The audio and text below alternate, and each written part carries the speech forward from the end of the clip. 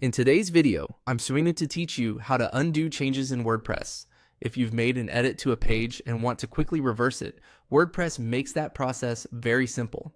In this walkthrough, I'll show you where to go and how to use the built-in undo option so you can step back from a recent change without having to manually fix everything yourself. To begin, open your WordPress dashboard. This is the main admin area where you manage your site's content, pages, posts, and settings. Once you're inside WordPress, look over to the left-hand menu where you'll find the main navigation options for the site. From there, click on Pages. This will open the full list of pages currently on your website.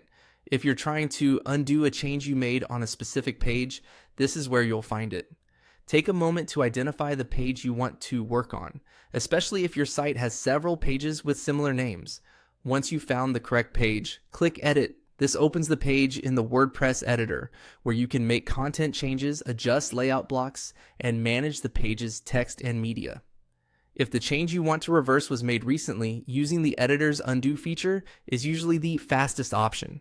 Now, at the top of the editor, look for the undo button beside Add Block. Click Undo to reverse your most recent action.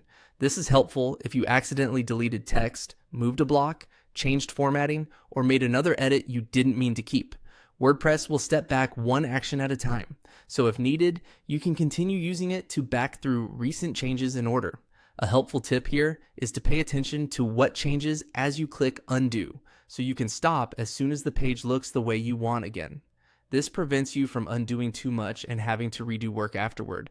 That's all it takes to undo changes in WordPress using the editor's built-in control.